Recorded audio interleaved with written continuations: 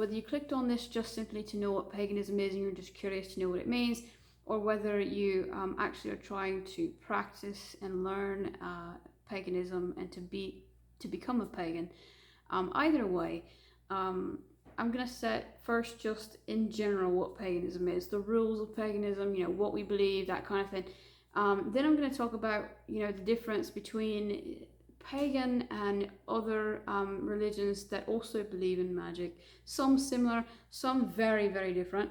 And then I'm going to talk about the two main categories of paganism. There's all these different tribes and there's all these different kind of sub-beliefs, but there's two main ones, which, is basically the modern and then the traditional, or the some people call it ancient paganism. I call it traditional because that's where it started, that's where it began. But basically they have the same, all pagans have the same basic belief and basic rules that they have to follow. I'll get into what I mean about all that later, but this channel does focus on the ancient paganism or the traditional paganism. I prefer the term traditional because I believe that's more accurate, really. But anyway, getting into, okay, what is a pagan? What does it mean to be pagan? Unfortunately, we've gotten confused in the worst of light sometimes. People don't realize just how strict it is. We make Catholics look laid back in terms of how strict we are. The biggest rule is that you have to be of pure intent, no matter what, and it is the worst sin in the world if you are of ill intent. You don't even have to do anything. You don't even have to act on it. You don't even have to say anything. If you're just sitting there idly with ill intent in your heart, which basically it could be something as simple as, selfishness or greed or something like that, or it could be an actual sinisterness and evilness on a much higher level and higher intensity. But all of it is considered evil, and it is not at all forgiven.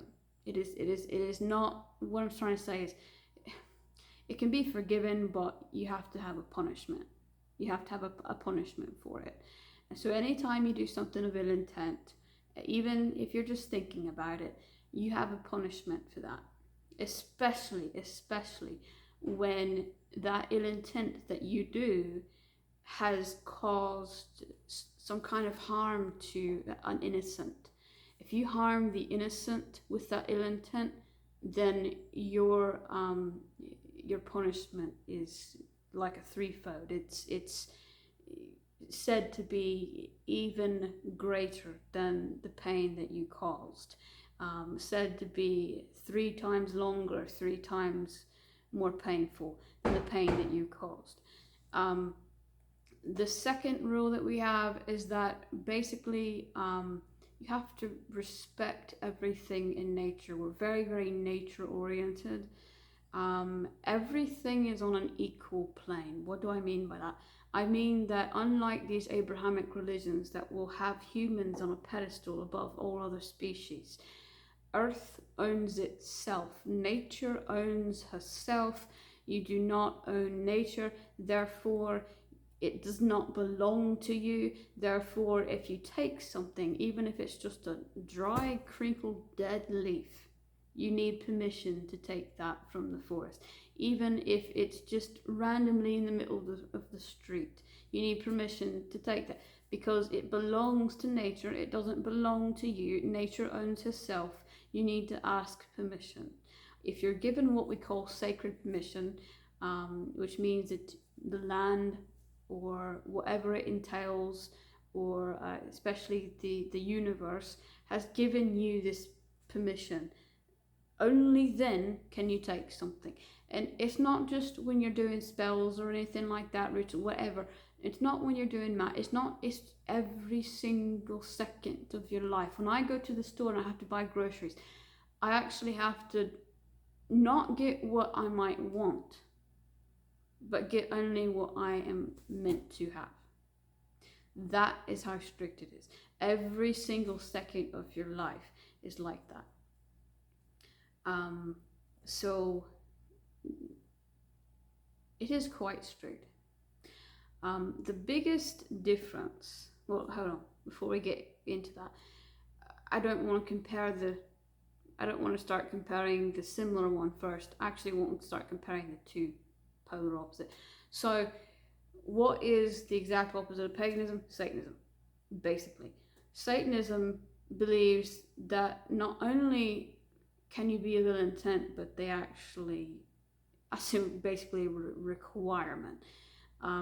You're required to harm the innocent. You're required to be of ill intent all the time, every day. You're required to be sinister. You're required to be literally evil and do evil things.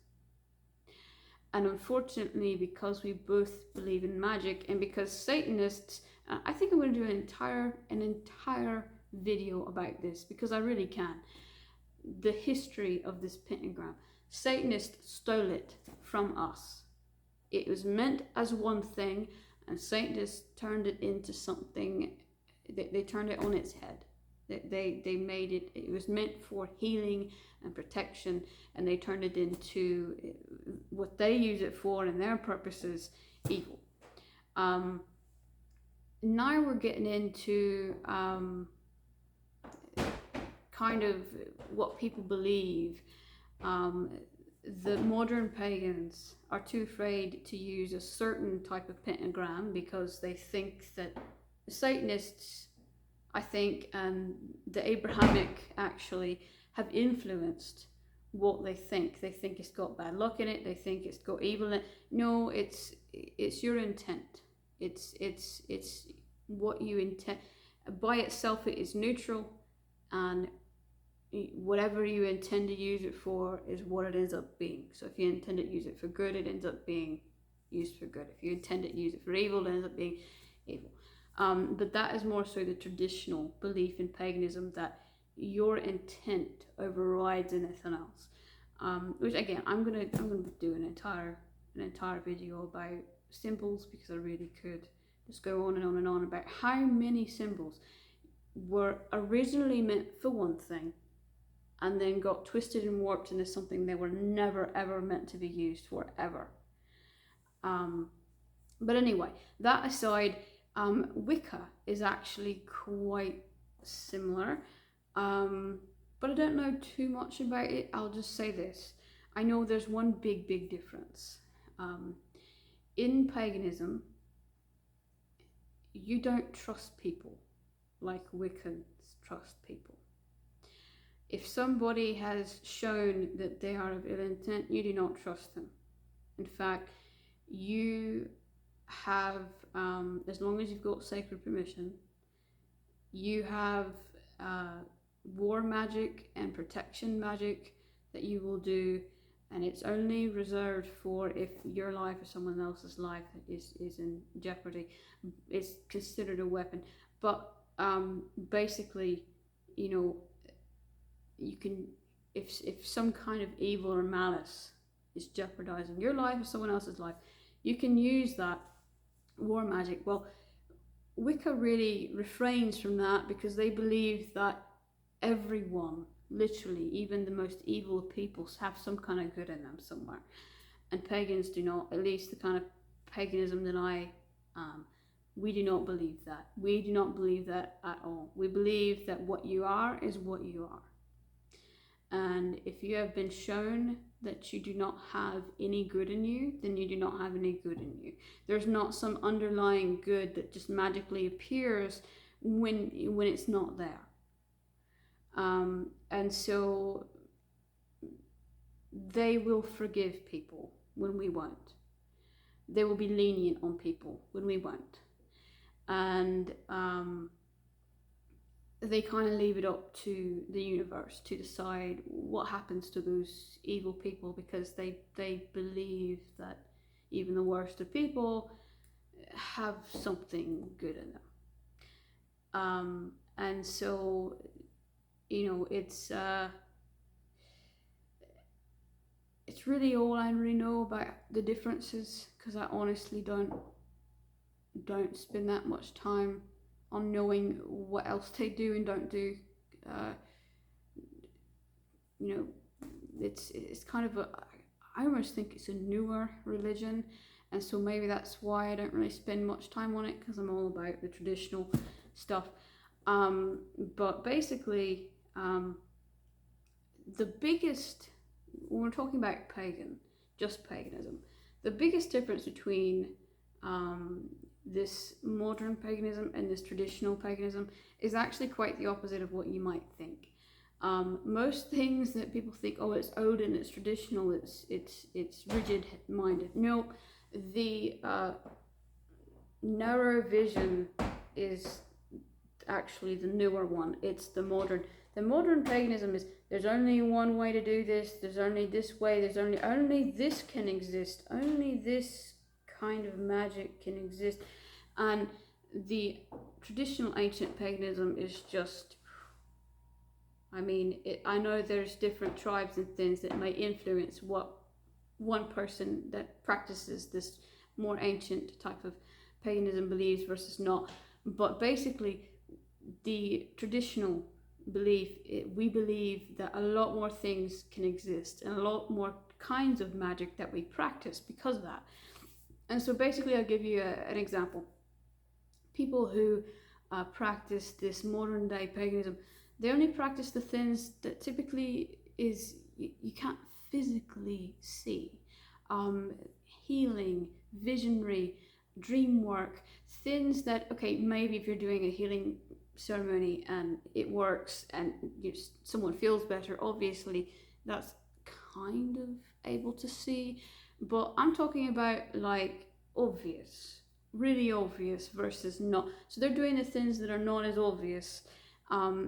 And that's because that's what they believe in. But where does that come from? Why don't they believe in, say, shape-shifting or telekinesis or something like that? Well, in my opinion, those kinds of really obvious magic